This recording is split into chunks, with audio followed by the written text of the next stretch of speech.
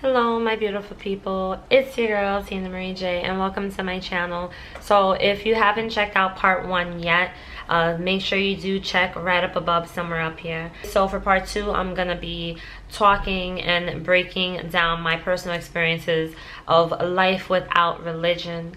Alright, so that's what this is. So if you have recently left religion and you're just really starting to go through the journey of not having religion or not being a part of the church anymore, you're starting to notice that you're starting to kind of believe in other things, or maybe you're not believing in whatever religion you are in as much anymore. You know, you're just kind of getting to that place in your life where you're like, I need to find what I truly believe in and who I truly am. And this video just may be for you. So I have all my notes written down, so you see me looking down, I'm looking down on my notebook. Number 1, marriage burdens. So when I first left the church, this was before I even left religion. When I had first left the church, my husband did not want to leave the church. He wanted to stay a part of the church, and that alone put a lot of tension on our marriage.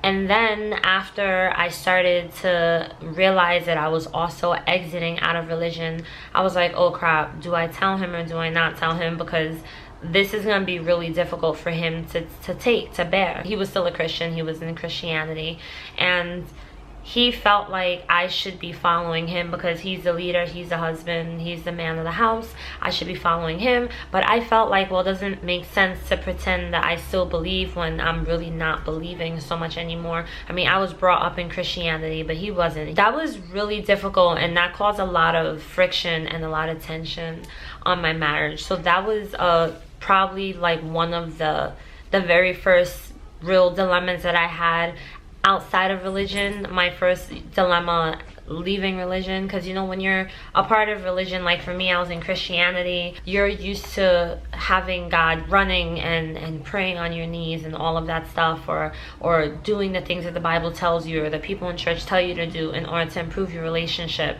But outside of Christianity or any religion, it is very, very different.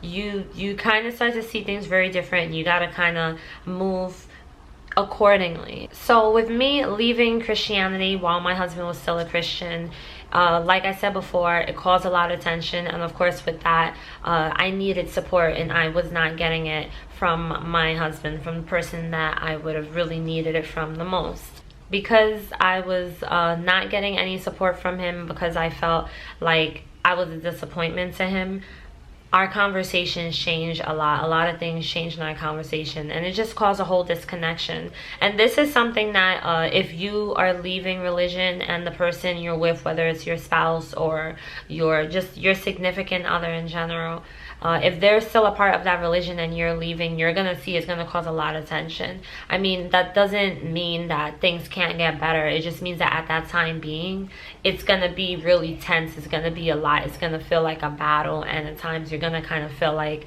damn, should I just give up? Should I either go back to the church, or should I just leave this relationship? So you kind of at some point have to make a choice. If that person doesn't eventually choose to love you unconditionally and choose to accept you as you are unconditionally, then eventually you're gonna have to make a choice on if you're gonna continue to battle this out, hoping that things change, or if you're gonna end up leaving. For the next one, I have lack of genuine understanding. It's really difficult when you first leave the church or you first leave religion as a whole, and you feel like you don't really have anyone around you who understands, who can understand where you're coming from. They can understand how you're feeling and why you feel the way that you feel. You could feel alone a lot of times because of the fact that you don't feel you have that connection. Since I didn't really have anyone that I could be open and honest with, and I was only open and honest on here on YouTube, because these are people I don't know. People choose to watch me. They don't have to watch and listen to me. So a lot of times I expect that people are going to watch because they, you know, they could relate, or they're trying to learn something new, gain a new perspective. But it was really difficult for me because I didn't really feel like I had anyone that I could talk to. So I kind of started to like go into my own cocoon and went into my own little space. But I really, for the most part, kept a lot of my feelings and a lot of my thoughts to myself, because I was afraid for a while of what other people would think of me or say about me if they knew that I was no longer a Christian. I didn't want to hear the questions. I didn't want to hear anyone's opinions. I didn't want to hear anyone put me down or tell me, you really need God in your life, you gotta have God in your life. I didn't want to hear any of that, just so I could avoid the awkward conversations and all that stuff, because I really did not want to talk about it. I didn't feel like I had to explain myself, and I really didn't feel comfortable, but that was only because I wasn't confident at the time. So you might not feel comfortable being fully honest about yourself to other people, but a lot of times that's just most likely because you're not confident in who you are. Because when you become confident, you can confidently and boldly say, yeah, I'm an atheist, or yeah, I'm spiritual, or yeah, I believe in a creator, but I don't worship. I don't believe that I have to worship anyone. I don't believe in the stories in the Bible as being true and factual. And you learn how to be honest and open with people, and that's real liberating in itself. Eventually, I started to learn how to embrace myself regardless of what other people would say about me on YouTube in the comments, or what people would say, people in real life that I know who I ended up having this conversation with, which it wasn't really many people. I think most people found out about me through social media, like people that I know.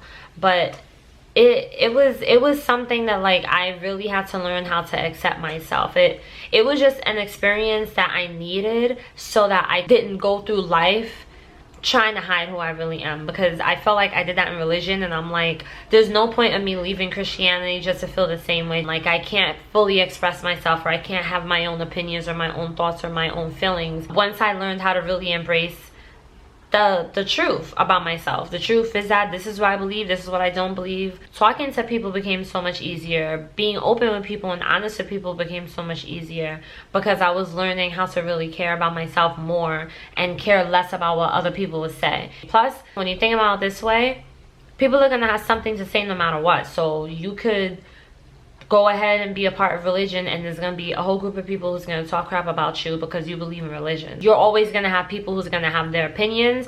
You basically just have to live your own life and do it the way that you choose to do it. Eventually, after that comes step 3, catching your footing. So catching your footing is when you finally start to gain some sort of balance, some sort of clarity, some sort of understanding. And this could take, I would say a year or more. It depends on how heavily involved you were in the faith and how long you were in it. Were you brought up in it? Is it all you knew? You know, so it took me a couple of years to be able to grasp my footing and gain my balance. And once you get that stability, it feels so much more easier and smoother of a journey. So you start really figuring yourself out. You're gaining a basic understanding of your emotions, of who you are. You're really learning yourself. You're learning your real hang-ups. You're learning your real flaws, the things that you don't like about yourself, the things that you need to change about yourself. You really start to learn these things, and there's no one there to tell you, well, this is who you are, or this is who you're supposed to be, or this is who you're not.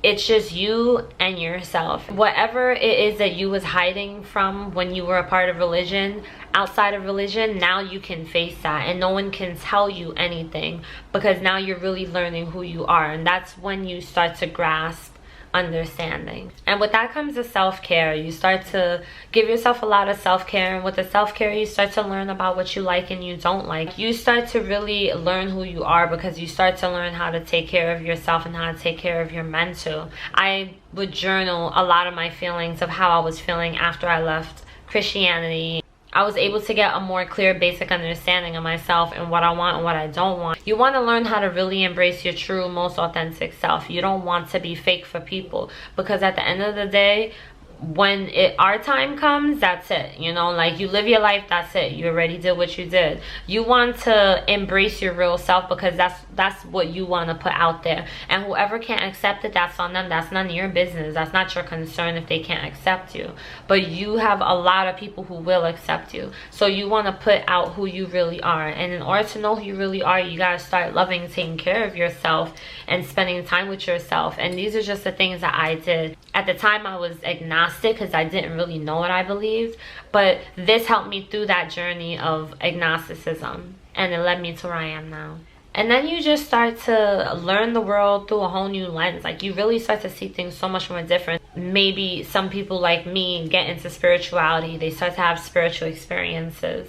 they start to feel awakened to certain things, and they get more into spirituality because they become more in tune with themselves. This is the point where you are looking around and it's like, wow, so that's what the world is like. That was a huge eye-opener for me, because I was now looking at the world, I felt like, through a whole new lens. I was just a whole new person. I became this new person that I could not go back to, because it wasn't possible. Not because I didn't want to, but because I experienced too much already. It wasn't possible for me to go back, and I had thoughts where I wonder if I should or if I do, but I'd be forcing myself. I think at this point I'm definitely too far gone to ever go back to religion. The experiences I have had wouldn't allow me to, because I feel like I see things through such a different lens. You kind of start to really see things more differently, because you don't have outsiders and distractions telling you what you're supposed to believe in.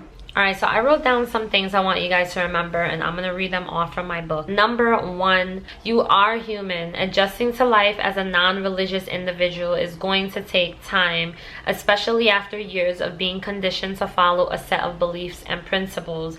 Take it easy on yourself. Give yourself a lot of self-love, a lot of self-care.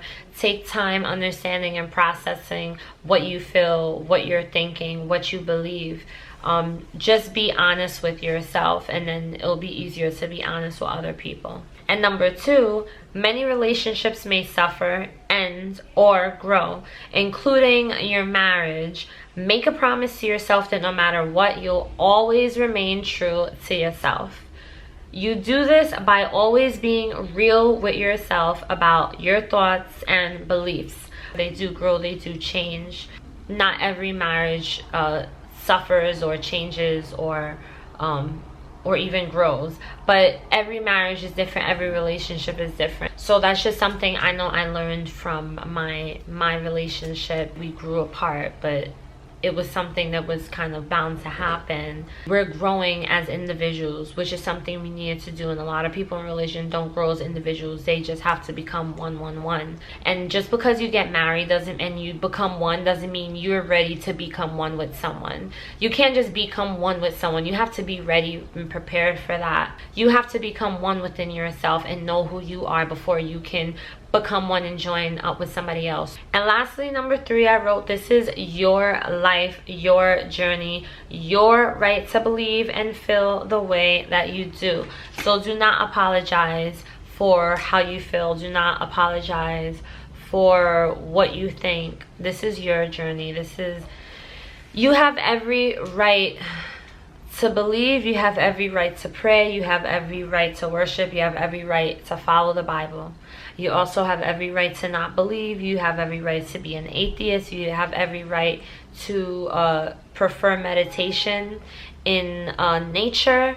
You have every right to be whoever you are, love who you are, be who you are, be honest about who you are. So that's pretty much all I have for you on this part 2 video. Make sure you check out for part 3. Okay, so if you haven't subscribed, make sure you subscribe and press the bell notification, set it to all, so whenever I put out a video you will be notified, so you don't forget. Okay guys, any information you want to know, you'll find down below in, oh bless you, my dog used to sneeze. You'll find them down below in the description box. Bless you again. He's so cute. Any information that you need is down below in the description box. If you have any video requests, be sure to share it with me. And if you want to contact me, it's also down below. Enjoy the rest of your day or your night and stay safe. She fought me plenty, her and all her guineas. Yeah, we at the top, right there, all doing. Yeah, oh no.